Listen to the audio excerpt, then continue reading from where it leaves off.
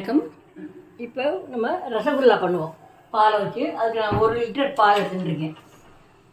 Full cream பால். நீங்கள் எந்த பால் full க்ரீம்னாக்கா எனக்கு கொஞ்சம் பன்னீர் கூட ஒரு அதுதான். இப்போ அந்த மாதிரி அடுப்பில் வச்சு நம்ம காய்ச்சுவோம். அதுக்கு முன்னாடி நீங்கள் இதான் ஃபஸ்ட் டைம் பார்க்குறீங்கன்னாக்கா சேனல் சப்ஸ்கிரைப் பண்ணிச்சுங்க, அதோட பெல் ஐக்கனையும் கிளிக் பண்ணிச்சுங்க. இப்போது பால் அடுப்பில் வச்சுருக்கேன். நம்ம நல்லா கொதி வரட்டும். கொதி வந்தோன்னா பார்க்கலாம்.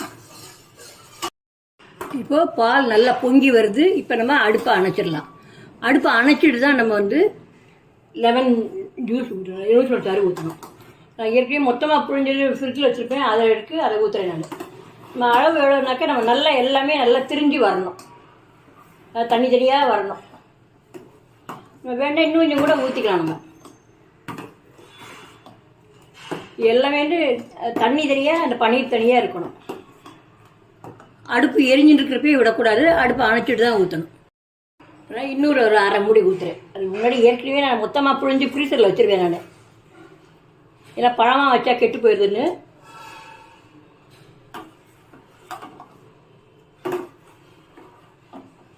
இன்னொரு அரை மூடி அதையும் நான் புழிஞ்சு விட்டுறேன்.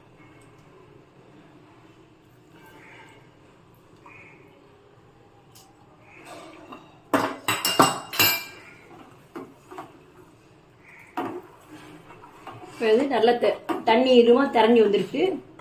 நம்ம இதை எடுத்து ஒரு வெள்ளை துணியில் வடிகட்டலாம்.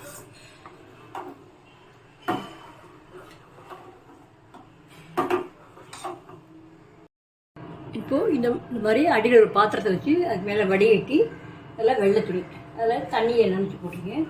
இதெல்லாம் நம்ம வடிகட்டலாம். நம்ம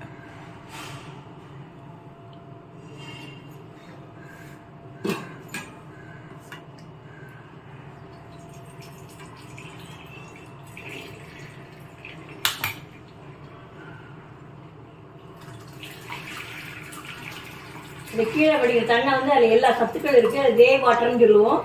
அதை நம்ம சப்பாத்தி பிசைய காய்கறி ஏதாவது நம்ம கூட்டு அதெல்லாம் பண்ணால் அந்த இதுக்கு நம்ம சேர்த்துக்கலாம். ஏன்னா அதில் சத்துக்கள் நிறைய இருக்குது. இப்போ நல்லா இதை வடித்து விட்டுட்டு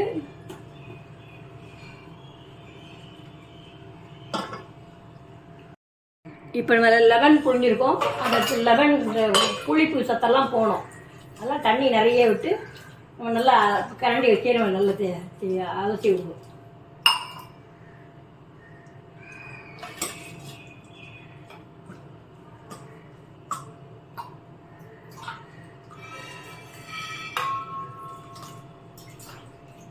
அப்போதான் அதில் உள்ள புளிப்பெல்லாம் போகும்.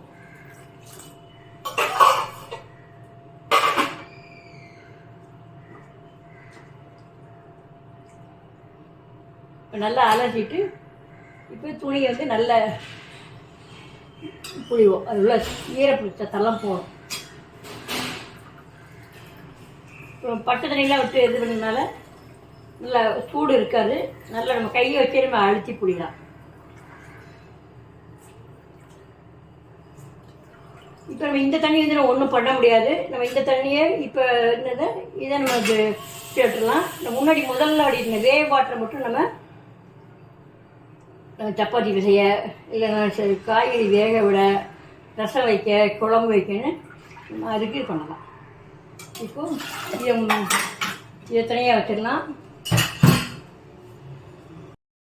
இப்போ நம்ம இதை நல்லா ஒரு இதில் போட்டு நல்லா அழுத்தி அழுத்தி பிசையணும். நம்ம உள்ளங்கையை வச்சு நம்ம அழுத்தி தண்ணியே விட வேண்டாம். நம்ம ஒரு 15 நிமிஷம் 20 நிமிஷம் வரைக்கும் நல்லா பிசையணும்.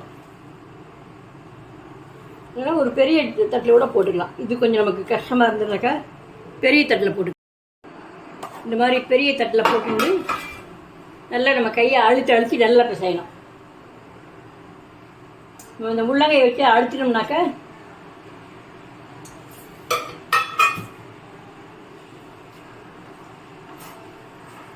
நம்ம மாவு இது பிசைகிறதா தான் இருக்குது. நம்ம நல்லா இதில் போட்டோன்னா பாகில் போட்டோன்னா உப்பி வருது.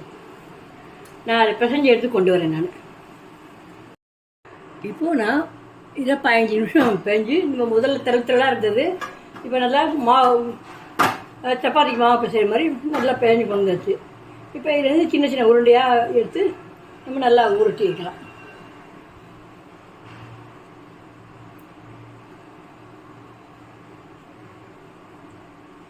இந்த மாதிரி நல்லா உருட்டி வைங்க. இது உருட்டுறப்ப என்ன பண்ணுங்க, ஒவ்வொரு உருண்டைக்குள்ளேயும் நடுவில் ஒரு 2 டைமண்ட் கல்கண்டை வச்சு மூடுங்க. அது ஏன் நம்ம மூடுறோன்னா, அது போட்டு வேகிறப்போ அடுப்பில் கொதிக்கிற பாகில் போடுவோம். அப்போ வந்து என்ன ஆகுன்னா, உள்ளுக்குள்ளேயும் அது கரைஞ்சி உள்ளுக்குள்ளேயும் இனிப்பாக இருக்கும். இந்த மாதிரி நல்லா உருண்டையாக உருட்டி வைங்க. இப்போ எல்லாத்தையும் உருட்டிடலாம். இப்போ அடுப்பில் பாத்திரம் 400 கிராம் நாட்டு சக்கரை போட்டிருக்கேன். நீங்கள் வெள்ளை சீனியெல்லாம் போட்டுக்கலாம். இதுக்கு நம்ம 4 கப் தண்ணி விடணும்.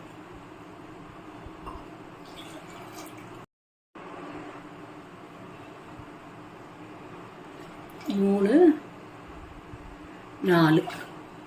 இப்போ நம்ம அடுப்பு வந்து ஆன் பண்ணி விடலாம். ஆன் பண்ணி விட்டு அதை கொதிக்க ஆரம்பிக்கிட்டோம். நம்ம வந்து அதுக்குள்ளேயே இங்கே நம்ம அதை உருட்டிடலாம். அந்த பன்னீரோட சிலவங்க வந்து மைதா மாவு சேர்த்துப்பாங்க, பைண்டிங் ஏஜென்ட். நான் அதில் ஒன்றுமே சேர்த்துக்கல, நான் சேர்க்காம தான் வெறும் அப்படியே உருட்டி போட்டேன். இப்போ இது நல்லா கொதிச்சுன்னு இருக்கு. இப்போ நம்ம இந்த மாதிரி உருட்டி வச்சுருக்கோம். இப்படி சின்னதாக ஊட்டினாலே இது வெந்து ஒன்று பெருசாக வரும். அப்புறம் ஒன்றா போடலாம்.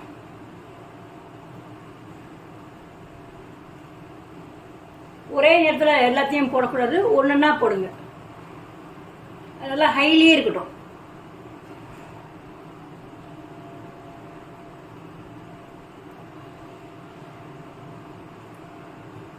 ஹைலியே வச்சு ஒரு 10 நிமிஷம் 15 நிமிஷம் வரைக்கும் கொதிக்க விடுங்க.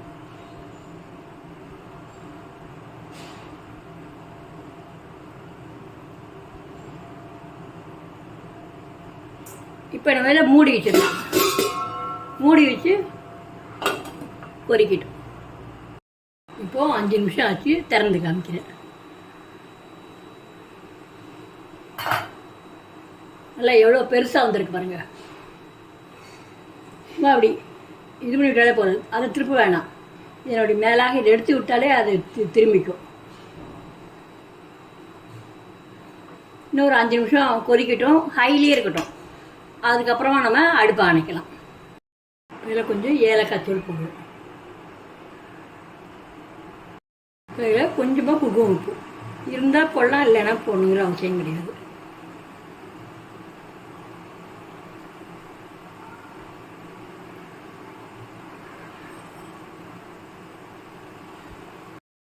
இது வந்து கிளறி விட வேண்டாம். இந்த பாகை எடுத்துகிட்டு போட்டது நம்ம போடுற இதோட நல்லா பெருசாக வந்துடுச்சு. இப்போ நம்ம அடுப்பை அணைச்சிடலாம். இப்படி எடுத்தாலே நம்ம கிளறி விடக்கூடாது. கிளறினோம்னாக்கா அவ்வளோ உடஞ்சி போயிடும். இப்போ ஆஃப் பண்ணிடலாம் அடுப்பை. அப்படியே மூடி வைக்கலாம். மூடி வச்சுட்டு ஒரு 10 நிமிஷம் கழித்து நம்ம எடுக்கலாம். சுவையான நாட்டு சக்கரை வச்சு பண்ண ரசகுல்லா ரெடி. நீங்களும் செஞ்சு பாருங்கள். செஞ்சு பார்த்துட்டு உங்கள் ஒப்பீனியனை கமெண்டில் போடுங்க. நன்றி.